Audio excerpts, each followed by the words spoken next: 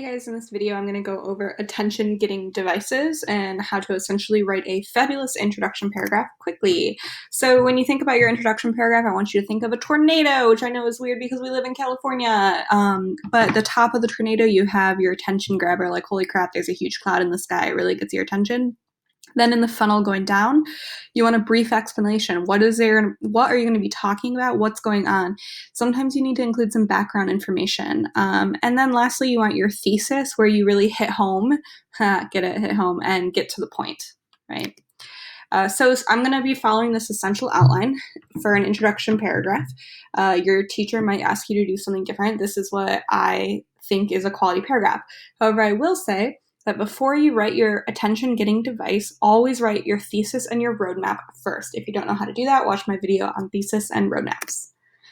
So when you go to write your attention-getting device, ask yourself, what kind of writer are you? Are you fun and creative like SpongeBob? Do you want to be very serious and factual like Squidward? Are you extremely passionate and emotional like Mr. Krabs? So take a second, think, which character are you? What kind of writer are you? What kind of tone do you want to bring through? So say you're like SpongeBob, and at first glance, ask yourself what's interesting to you. If you want to be fun and creative, perhaps write an analogy, use some humor, maybe give a hypothetical situation. For serious and factual, consider a famous quotation, a startling statistic, not just a statistic, but a startling statistic, or even referencing a famous person. You're going to get a lot of like ethos, pathos, and logos in this part. And then we have the passionate and emotional element.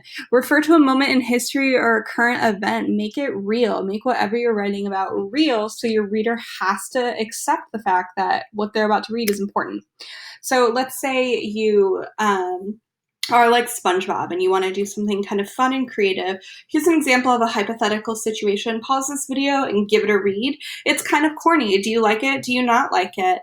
This is one instance where I would be okay with writing in second person because it's a hypothetical situation. So go ahead and pause the video if you want and read that situation.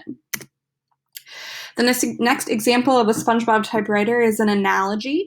I give you kind of a cringy example. Have you ever had a meal that was so delicious you could not stop thinking about it? Maybe they were fluffy pancakes that made you feel warm inside, or perhaps it was a cheesy burrito that really hit the spot. Well, similarly, this is exactly what being in love can do to you.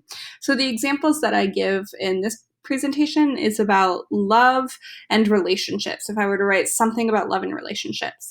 So try to make up an analogy where you compare love to your cell phone. Just do it really quick, pause the video, talk out loud. It can be weird, it can be strange, it doesn't have to be good, just try. Compare love to your cell phone.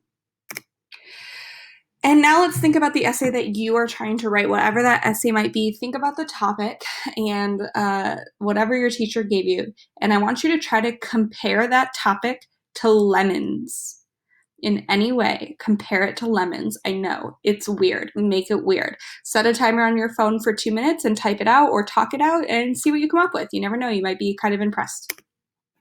Next, if you're more like Squidward, there are some examples of how you can pull your reader in a more serious and factual way. My topic was love and relationships, so I give you a few different quotations here, some statistics, and a reference to a famous person, specifically LeBron James and his wife. You can go ahead and stop the video and read these more closely. The one thing that can be troublesome about these is they're so brief and they're so short, and so you want to make sure that you kind of expand on them a little bit. I don't want to just have a quotation at the beginning of my essay, but I want to kind of talk about the quotation and pull the reader in and try to get them to connect and feel something when they read it. And then we have Mr. Krabs here, who's super passionate about things, and because he's so passionate about things, he tries to make a connection to the real world. So if my topic is love and relationships, maybe I want to do a moment in history about equality, about human rights, about gay marriage and marriage equality. Maybe I want to reference a current event about how is COVID-19 affecting the way that people make and build relationships. And I want to really take my reader and put their feet on the ground and say, you are here, here's the thing that is legit happening. So now that you've looked at the different types of writer that you might want to be, make a decision. What do you want to do the most? What is the most interesting to you? What do you connect with more? The more you like it and the more it fits your writing style, SpongeBob, Squidward, or Mr. Krabs, the less likely you're going to be a Patrick in your writing, right? So take a second, look at this list, watch this video again, and do some brainstorming, see what you come up with. Okay, I hope this video was helpful.